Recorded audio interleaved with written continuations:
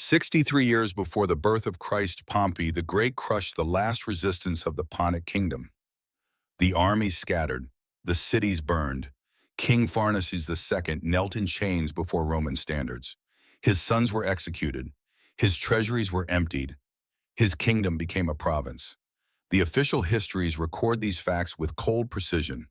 They list the territories annexed, the gold seized, the captives processed, but they do not linger on what happened to the daughters of defeated kings. That part was deliberately left vague. Archaeological evidence tells a different story. Letters discovered in the 18th century written by Roman officers who served under Pompey. Senate minutes preserved in fragments. Triumph records carved into stone.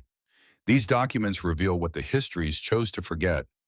They speak of systematic punishments reserved for royal women. Methods designed not simply to kill, but to destroy dignity, to shatter dynasties, to make the very idea of resistance feel like madness. The punishment had many names, different commanders called it different things, but the pattern was always the same, and the evidence suggests it was used more often than Rome ever admitted. This is what those fragments reveal. This is the story they chose to bury. Thalia feels the rope bite deeper every time she shifts her weight. It is coarse hemp, rough as sandstone burning skin that has only ever known silk robes and polished marble floors. She is 26 years old. Her knees sink into stable filth inside a wooden building on the edge of a Roman military camp. The air is thick with the smell of animals and old straw, sharp, sour, alive with flies and heat and the sound of her own breathing. Through the plank walls she can hear her sisters, not screaming, not yet. It is that high, thin keening that comes before screaming. The sound of terror trying to find a shape. The sound of girls who have seen what is being prepared and cannot make their minds accept it. 9 days ago, she was Princess Thalia of Pontus, eldest daughter of King Pharnaces, raised in palaces overlooking the Black Sea, fed Greek philosophy and Persian poetry, the way other girls were fed bread, tutored in 6 languages, trained in 3 systems of law, betrothed to an Armenian prince, an alliance that would have doubled her father's reach and stitched new borders into an expanding empire. She had been the jewel of the court, the pride of a dynasty, a future queen. Now her ceremonial robes hang in tatters stained with mud and dried blood. Her hair is clumped with dirt. There is a wound on her scalp from when a soldier struck her during the surrender. The cut has crusted over. No one has bothered to treat it. No one here cares if she lives comfortably. She is cargo, merchandise, a problem to be processed. Around her, Roman soldiers move with the casual efficiency of men doing routine work. They check ropes, adjust equipment, lead animals into position. Massive cavalry stallions war-trained, controlled by handlers who understand exactly what fear and force can make a beast do when it is driven toward a helpless body. The soldiers do not look at Thalia. To them, she is not a person. She is an object, a component in a machine they have operated before. Thalia angles her head toward a narrow gap between slats. In the adjacent stall, Roxana stands bound to a post. She is 19, practical, sharp-minded. The sister who always understood politics, who helped Thalia manage palace intrigue, who learned quickly and forgot nothing. Her arms are pulled behind her in a position that forces her body into a painful arch. Tears stripe her cheeks, but she no longer has the strength to wipe them away. Beyond that, in the third stall, Daphne trembles. 18 years old, still soft in the face, still too close to childhood. She was the musical one, the gentle one, the sister Thalia held through nightmares after their mother died, the one who trusted that the world made sense, that adults protected children, that palaces were safe places. Her trembling is so violent Thalia can see it from 30 feet away, like the whole stall is shaking with her. Thalia has heard whispers of this punishment her entire life. Every kingdom bordering Rome had. It traveled on merchants' tongues and soldiers' drunken boasts, used as a warning to anyone who talked too loudly about resistance. Sometimes it was staged in front of armies, a lesson carved into memory. Sometimes it happened in camps and prisons where only soldiers watched. But the pattern was always the same. And now her sisters are next. Roxana and Daphne have done nothing except be born into the wrong bloodline. Born to a king who dared to challenge Roman expansion, who tried to bind Eastern kingdoms into a coalition. who won 3 battles before the fourth shattered him and delivered his family into Roman hands. General Marcus Sulla. Thalia repeats the name inside her skull and stores it like a blade. Since capture, she has been building a ledger in her mind. Names, ranks, habits, loyalties. Information is the only weapon she has left, and she grips it the way a starving woman grips bread. Footsteps. A man enters the stable. 50 perhaps. Senior armor polished to a mere shine. A face shaped by decades of campaign. Scars across his knuckles. Gray in his beard. His gaze sweeps the scene the way a craftsman inspects tools laid out before work begins. This is Sulla. Thalia recognizes him from the surrender when her father knelt in chains and Roman voices calmly discussed what would be done to his children. She remembers his tone, not cruel, not excited, simply matter of fact, the tone of a man assigning labor. The youngest first Sulla says to an officer beside him, 18 is old enough, and her screams will motivate the others. Daphne, they are going to start with Daphne. Something shifts inside Thalia. The fear does not vanish. It gets shoved aside by something older, heavier, a protective instinct that has defined her entire life. She spent 26 years shielding her sisters, teaching Roxana to read when tutors gave up, holding Daphne through nightmares, standing between them and palace cruelty and court politics, and a father who saw daughters as pieces on a board valuable only for the marriages they could secure. She will not stop now. General Sulla. Her voice comes out steadier than she expects. It cuts through the stable noise. Heads turn, soldiers pause. Sulla looks at her with mild curiosity as if an animal has spoken. The Pontic princess speaks, he says. What could you possibly say that would interest me? An offer, Thalia says. One that benefits you more than watching children break. Interest flickers, brief but real. Romans are pragmatic. Even cruelty has a purpose. If she can give him something that tastes better than entertainment, she might be able to turn his appetite away from her sisters. What offer, Sulla asks. Thalia draws a breath that feels like swallowing fire. Take me instead, she says. All of it. Whatever you plan for them, do it to me. I am older, stronger. I will last longer. The spectacle will be greater. Sulla studies her, weighing it like coin. 3 is more than 1, he says. Your sisters are younger, more desirable to certain tastes. Why would I accept less because I have information, Thalia answers. And she watches the word land. Watches his eyes narrow. Treasury locations my father hid. Names of Roman officers he bribed. Routes of supply networks he built with Parthia. Give my sisters genuine safety, not slavery, not being sold, and I will give you everything I know. Sulla's expression does not change, but his posture shifts. The calculation is happening in real time. I could force it from you, he says. You could try, Thalia says quietly. But I was raised in a palace where poison sat at every meal. I know how to die quickly when I choose. Torture me and you get nothing. Accept my bargain and you get intelligence that makes your career. Sulla's eyes narrow further. You understand what you are offering, he says. I understand it will not be quick, Thalia says, and it will not be private, and your sisters will watch. Her stomach twists, but she keeps her face still. If they are spared, truly spared, what do you call truly spared?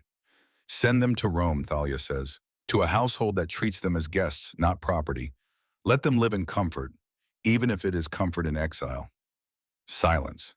Then Sulla smiles, and that smile is worse than rage. You love them, he says. That is rare in royal families. They are all I have left, Thalia replies. My brothers are dead. My father will be executed. My mother is long gone. Roxana and Daphne are everything. Before Sulla can respond, a younger voice cuts in. Wait, a man steps forward. 30 perhaps, tribune insignia on his armor. His expression does not match the others. Not eager, not detached. Something else. Measured. Unreadable. General the tribune says, stepping towards Sulla. A word if I may. Sulla gestures impatiently. The tribune leans in and speaks low, but Thalia strains, catching fragments. The intelligence, he says. The treasury locations. If she dies too quickly or if her mind breaks before we extract anything, we lose the value. Sulla's jaw tightens. She agreed under duress, the Tribune continues, facing immediate fear for her sisters. People say anything in that moment. If we want usable intelligence, we need her coherent, cooperative, believing her cooperation serves her goals. Sulla considers, weighing entertainment against profit. What do you suggest, he asks. Delay the intensive measures, the Tribune says. Begin with something that demonstrates seriousness but preserves her capacity. Extract what she knows, verify what we can, then proceed with whatever entertainment you deem appropriate. He pauses, then adds the sharpest point, and keep the sisters safe but present. Her cooperation depends on believing we honor the bargain. If they are harmed before she gives everything, she has no reason to continue. Sulla stares at him for a long beat. You make a reasonable argument, he says finally. Your name, Lucius Varro, Sulla nods once. You have a future in command, Varro. You understand cruelty should be purposeful, not merely satisfying. He turns to the soldiers. Hold the preparations. Move the princess to the officers' quarters. We extract her intelligence first. Relief hits Thalia like a wave. Then terror immediately follows. It is not canceled. It is postponed.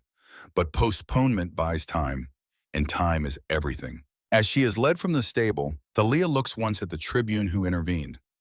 It is not gratitude, not exactly. She is not naive enough to mistake this for kindness. But she recognizes something. Calculation. A mind that thinks beyond the next hour.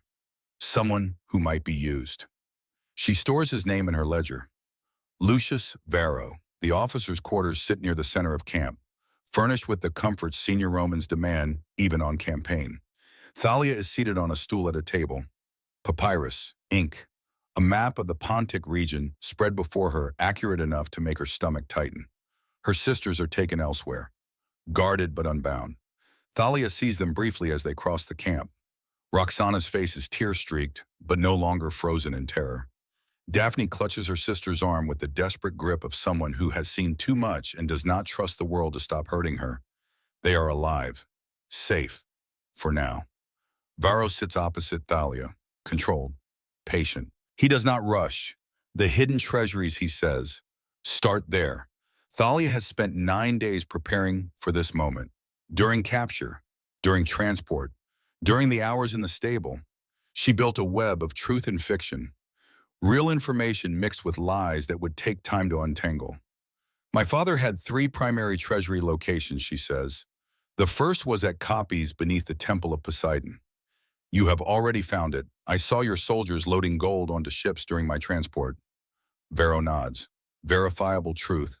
A hook to make the rest believable. The second is at Amisos. Thalia continues. A cave system 3 miles east of the city.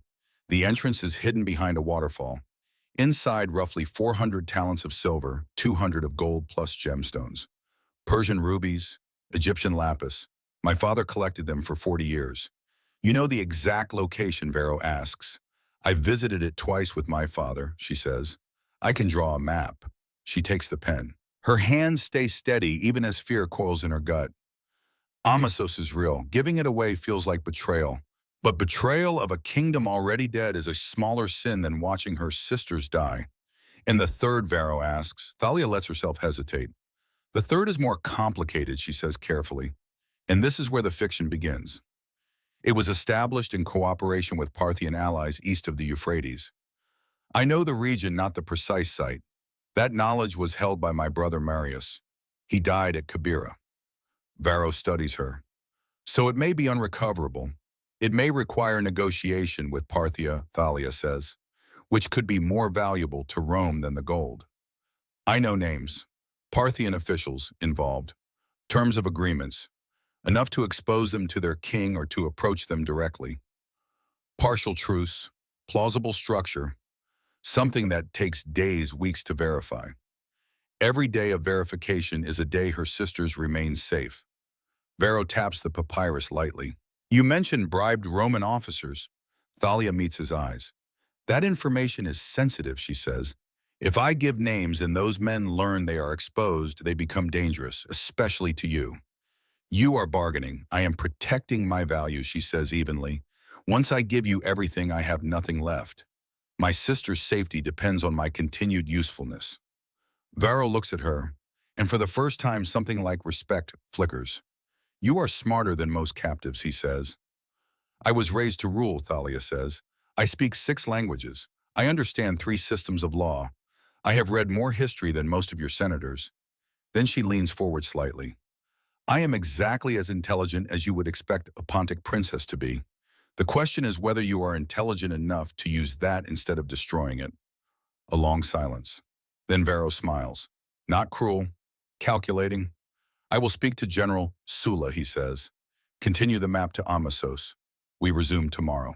He leaves her alone, guards outside, but no one watching her hands. Thalia keeps drawing, accurate enough to survive scrutiny. And while she draws, she thinks about Varro. Ambitious, careful. The kind of man who inserts himself into danger because he expects reward. If she can bind his advancement to her sister's survival, she can create a protector who is not motivated by mercy. Self-interest is predictable. Mercy is not. Over the next days, a pattern forms. Each morning, intelligence slowly delivered. Real facts braided with lies that take time to test. The treasury at Amisos is confirmed by scouts. Her value rises. Messengers are sent to Rome about Parthian connections. Guidance is requested. Delays multiply. Each afternoon, she sees her sisters. Varro convinces Sulla the visits maintain cooperation. Roxana and Daphne are held in a tent near the edge of camp. Guarded but not mistreated. Food, water, clean clothing. The initial terror fades into something steadier. A chronic fear instead of a raw scream. They are surviving. How long can you keep doing this? Roxana asked one day. Practical, sharp, always the one who understands the board. Eventually you will run out of information. What happens then? Then I find other ways to be useful, Thalia says. Romans need translators, scribes, people who understand Eastern customs. I will make myself necessary. And if you cannot, Thalia does not answer immediately, because the cost has never been in doubt. Delayed but not erased. Sulla still intends to hurt her once her usefulness runs dry. At least I will have bought you time, she says finally. Time to reach Rome. Time to find protectors.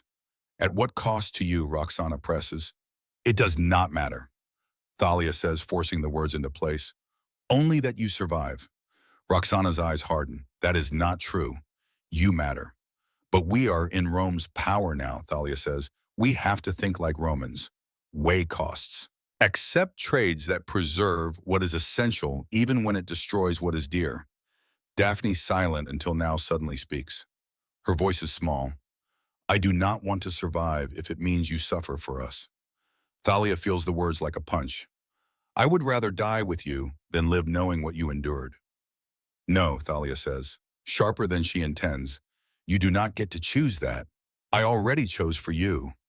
Daphne's eyes fill with tears. You will survive, Thalia says. You will grow old, and you will remember me as someone who loved you enough to do what was necessary. Do not waste that gift by dying out of guilt. Daphne breaks into sobs. Thalia holds her, strokes her hair, murmurs comfort the way she did when Daphne was a child with nightmares. Only now the comfort is not everything will be fine. It is the harder truth. Everything will not be fine. But you will live anyway. 3 weeks into captivity, Varro arrives with a look Thalia has not seen on him before. Something close to excitement. Orders from Rome, he says. The Senate has taken an interest in your intelligence about Parthia. They want you transported to Rome for further interrogation. Thalia stares at him. To Rome, a formal inquiry, he says. Senators will question you. If your information proves valuable, there may be rewards, not freedom yet, but improved conditions. Status as a source rather than simply a prisoner. Thalia's mind races. Rome means leaving Sulla's camp, leaving the stable, entering a different machine with different rules. My sisters, she demands. They travel with you, Varro says. The Senate understands your cooperation depends on their well-being. And General Sulla Varro's mouth tightens. He has been informed your intelligence value exceeds your entertainment value. He is not pleased. But he is Roman enough to accept senatorial authority. Thalia wants relief, but she has learned to distrust good news. She looks at him steadily. What do you gain from this? You arranged it, Varro's eyes narrow. Then he gives her the truth with no attempt at softness. Advancement. The senator most interested in Parthia is a patron of my family. If I deliver you as a valuable source, my career benefits. If you are accurate, my judgment is vindicated. If it helps Rome, I share the credit. Thalia nods slowly. He is not her savior. He is a businessman. And in this world, that honesty is safer than kindness. When do we leave, she asks. 3 days, Varro answers. Then he hesitates. And Thalia immediately knows there is a hook. Sulla wants a public acknowledgement, Varro says carefully. A demonstration that he controlled your fate even as he relinquishes you. Thalia feels her stomach dip. What kind of demonstration? A ceremony. Public submission before the army. Nothing physically harmful. Rome wants you intact, but psychologically significant. He wants the soldiers to see you bend. Thalia understands. Sulla is being denied the entertainment he wanted. He needs compensation. Proof of dominance. What does the ceremony require? You will kneel publicly. Speak words of submission he provides. Kiss his feet. Humiliation, not destruction. A wound to dignity instead of flesh.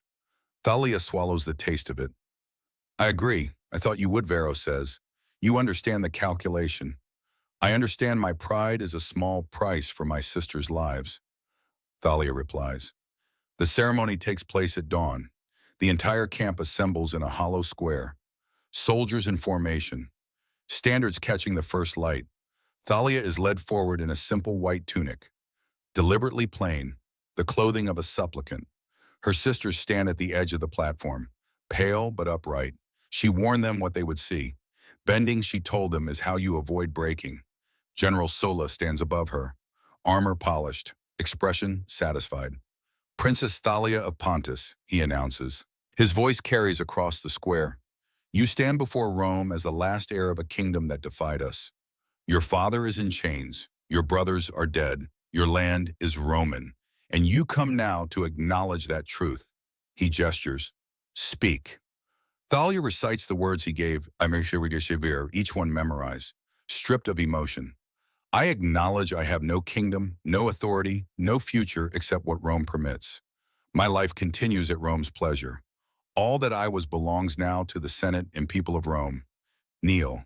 She does. Lower. She presses her forehead to the dirt. Approach. She crawls forward. Pebbles cut into her knees. The square is silent. She stops when Sulla's boots fill her vision. Complete your submission. Thalia kisses the leather. Dust. Bitterness. The taste stays with her long after the moment ends. When it is over, Sulla steps back. Satisfied. Rome has its image. Thalia is lifted to her feet and returned to her sisters. She does not cry moan. She stores it away like everything else. Another cost paid. Another day survived. 6 weeks later, they enter Rome. The triumph is worse than she imagined. Chains bite into wrists and ankles. The crowd is endless, drunk, screaming, throwing filth and curses. The sisters are displayed deliberately near the front. Royal captives reduced. Proof of Pompey's eastern conquests. Daphne stumbles near the forum and falls. The crowd roars, demands more humiliation. Thalia moves without thinking, shields her sister, meets the whip-bearing soldier's eyes. She walks, or, I do not, Thalia says calmly. And if I do not, your general answers for losing his prize. The whip lowers. They move on together. The three of them bound but unbroken. In the darkness beneath Jupiter's temple afterward, Thalia finally weeps, silently. So her sisters will not hear despair in her breathing. Rome changes everything. The Senate's interest proves real. Thalia is housed comfortably, questioned constantly. She gives intelligence, translates documents, advises on Eastern politics. Her education becomes a weapon. Her usefulness grows. The Amiso's treasury is confirmed exactly as she described. 400 talents of silver, 200 of gold, gemstones worth twice that. The Senate is impressed. Her credibility is established. The Parthian connections take longer to verify. She gives names carefully, doles out information in measured portions, each piece valuable enough to maintain interest, each piece incomplete enough to require her continued cooperation. Senators begin requesting her presence at private consultations, not as a prisoner, as an expert, the Pontic specialist, the woman who understands Eastern courts and customs and politics. Roxana adapts with startling speed. Her practical intelligence finds new application. Roman households are not so different from Pontic palaces. The same hierarchies, the same competitions, the same need for someone who can manage complex systems without drama. A senator's wife notices, offers Roxana a position managing her household, paid work, respect, a foothold. Daphne discovers her voice can command Roman rooms the way it commanded Pontic ones. She performs at a private gathering, nervous, terrified. But when she sings, the room falls silent. Greek musical traditions, Persian melodies, something exotic and beautiful and impossible to ignore. Requests for performances increase. Daphne begins to understand. Talent buys protection. Talent creates value that even Rome respects. Years pass. Tribune Vero becomes legatus, then senator. His career trajectory tied to the accuracy of Thalia's intelligence. He does not forget this. Does not forget that his advancement rests on her usefulness. He becomes an informal protector. Not from kindness, from self-interest. But self-interest, Thalia has learned, is more reliable than mercy. She navigates Roman society with the same intelligence she once used to navigate Pontic court politics. Dinner parties where she advises senators' wives on Eastern luxury goods. Consultations where she explains Parthian diplomatic customs. Teaching sessions where she helps Roxana understand Roman legal intricacies. Vero facilitates, opens doors. His patronage makes things possible that would otherwise remain closed. In the 8th year, Senator Gaius Antonius adopts Roxana. He needs a competent manager for his expanding household. Has no heirs who show aptitude. Roxana has proven herself invaluable. The adoption makes her a Roman citizen. Roxana Antonia. She marries within the patrician class. A good match, respectful, secure. She becomes a matron with her own household, with status, with a future that once seemed impossible. In the 10th year, Daphne achieves independence. She is a celebrated musician now, performs at imperial events, earns enough to live comfortably. Protected by her artistic status, Rome values talent, even when that talent comes from a defeated kingdom. She never marries. The trauma sits too deep. But she has safety, comfort, purpose, a life built from ruins. In the 14th year, the Senate issues a decree. Services rendered to Rome merit liberty. Thalia's freedom is granted. No crowds, no ceremony, just a document, a quiet acknowledgement. She continues working, now paid, now consulted as an equal, respected, the expert on Eastern affairs. The woman who taught Rome that intelligence conquers as surely as legions. She never marries. Some parts of her never heal. The stable remains in her nightmares. The ceremony in Sulla's camp. The triumph through Roman streets. The taste of dust and leather. These things do not fade, but her house fills with life. Roxana's children. Nieces and nephews who call her aunt. Daphne's music students. Laughter. Conversation. Warmth. She teaches the next generation. Survival requires calculation, not just courage. Intelligence is a weapon sharper than any blade. Love sometimes demands sacrifices that break you. But those sacrifices can also build something worth the breaking. Thalia keeps her ledger. The names, the quests, every Roman who determined her fate, every choice she made, every price she paid. She does not forget. But she also does not let the ledger define her. She built a life from ashes. That matters more than the fire. At 40, illness takes her. Quietly, in her sleep, Roxana and Daphne are present, holding her hands. Do you regret what you offered? Daphne asks softly. What you offered in the stable, Thalia considers. The question deserves honesty. I regret that it was necessary, she says, but I would choose you again, every time. She dies that night. Peacefully, hands held. Senators attend the burial. Vero, now 44, speaks. She taught Rome that intelligence conquers as surely as legions. She proved that survival is a strategy, not just luck. She showed us that even the defeated can build something worth remembering. The story survives in fragments. Vero's personal letters discovered in the 18th century. Senate minutes, Pompey's triumph records, brief mentions, scattered references, enough to reconstruct the outline. But the official histories still do not linger on what happened to the daughters of defeated kings. They record the triumph, the territories, the gold.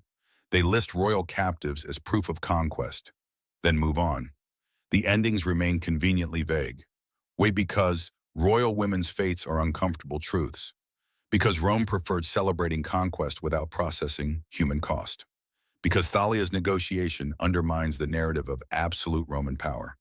Because acknowledging that a captive princess outmaneuvered a general, even temporarily, complicates the story Rome wanted to tell about itself. So the truth was buried, not destroyed, just carefully omitted, left for archaeologists and historians to excavate centuries later. But Thalia's story endures in those fragments. The woman who stood in stable filth and refused to watch her sisters die, who turned intelligence into currency, who bargained with men who saw her as less than human, who survived not through violence but through strategy, who built a life in the heart of the empire that destroyed her kingdom. How many others made similar bargains? How many princesses and queens whose names we will never know?